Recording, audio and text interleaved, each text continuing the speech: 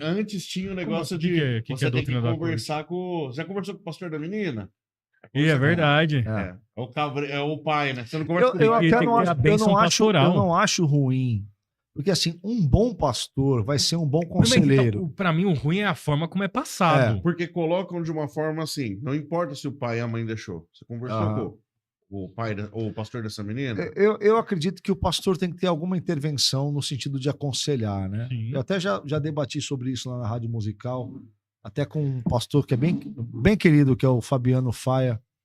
A gente já debateu sobre isso. É lógico, por exemplo, um bom pastor vai ser um bom conselheiro. Então, um bom pastor vai dizer assim... Eu assisti esse episódio do Você senhor, assistiu? foi sobre se deve confessar os pecados pro pastor ou não foi? Não, foi esse episódio que eu tô me referindo é exatamente se a pessoa deve ter autorização do pastor para namorar. Foi verdade. Eu tô confundindo do senhor com um outro episódio que teve do pastor Marcelo, o hebraísta, que foi sobre isso. Sim. E aí, o que acontece, né? Alguns pastores são bons conselheiros, então alguns pastores têm uma preocupação real mesmo. Mas alguns pastores transformam a igreja em um mercado sexual, né? Então, isso não é comum nas assembleias, mas é comum no neopentecostalismo. Então, ele vai separar as meninas mais bonitas por os meninos mais subservientes, né? Então, ele vai sabotar os relacionamentos entre pessoas que não são úteis para ele. Ele vai usar as meninas mais bonitas como uma moeda para forçar os rapazes a fazerem tudo que ele quer. A Vinha tem umas coisas assim, a Videira, né? Tem isso, a Vinha, né? O grupo Vinha. É porque eles aplicam a corte, né? Então, interessante é o seguinte, o autor da corte, que é o Joshua Harris, que era um teólogo reformado americano, hoje ele é divorciado, renegou a fé e é militante LGBT, né? Ele não é LGBT, ele é militante. E ele escreveu o livro Eu dei um fim ao namoro, eu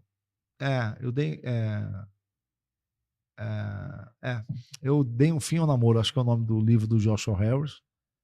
A Videira trouxe para o Brasil, fizeram até um livro quase igual, assim, não vou dizer que plagiou, fizeram um livro quase igual, isso circulou no Brasil inteiro através da Videira, que é aquela denominação de Goiânia que prega uma mistura de hipergraça, né? Que é a igreja, que é a igreja da onde o Pablo Marçal tira as bobagens teológicas que ele reproduz. Tem uma gigante, pastor, aqui cresceu, parece que brotaram aqui do lado de casa e, é um boom de juventude lá. Eles crescem bastante porque eles têm um sistema de célula bastante eficiente. Isso. É uma igreja que ela captura as pessoas com esse discurso do reino, que a pessoa tem que conquistar o reino, então todo mundo está ali lutando para conquistar o reino. É eles que usam o termo de Aba para falar de Deus, não é? É tudo para eles. Aba, tem na internet Aba. Da corte. Ai, o meu Aba. Tinha também, eu conheci um rapaz, ele estudou comigo, a gente tinha amizade, tudo. E aí, na célula que ele era, ele falou, como você não é... Se é de outro tipo de denominação, não pode mais manter tanta amizade. Porque sua igreja... Eu falei, por quê? Não. E ele se afastou. Nunca mais trocou ideia, nem nada. Meu Deus. Por isso que cresce. Quanto mais fecha para dentro, cresce. Quanto mais vai adquirindo o formato de seita, né? Não estou dizendo que é uma seita, né? Mas quanto mais vai se retroalimentando com esses mecanismos, o crescimento é exponencial, né? Depois a desgraça que isso causa na vida das pessoas é muito profunda também, né? Mas o crescimento é exponencial porque são ferramentas que funcionam. Ferramenta de manipulação. De manipulação, Eu adoro ver no seu Insta, quando alguém chega e pega e fala assim, consumo seu conteúdo, mas... Foi esses dias que você até postou. Mas saí da igreja que eu tava e fui pra igreja Cristã Maranata. Pô, velho! Você não tá consumindo direito. Eu acho que a maioria das pessoas nem fazem ideia. Assim, eu não conhecia a igreja Cristã Maranata até fazer conteúdo no Instagram, nem sabia que existia. Porque eles são muito fortes no estado do Espírito Santo, né? Em Minas Gerais. Na minha cidade, tem uma pequena, mas eu nem sabia que era essa igreja, eu não conhecia. Por aqui não tem, né? Eu fui Tem. Ali pro lado da Moca, ali. Eles são bem esquisitos, Na voadora. É uma seita bem esquisita, assim, porque eles têm umas práticas, por exemplo, tudo deles é baseado em profecia, em revelação. E eles fazem muito bibliomancia, que é abrir a Bíblia para Deus falar no aleatório. Né? Que é um uso da Bíblia como se ela fosse um artefato mágico, né? É uma coisa bem demoníaca, né?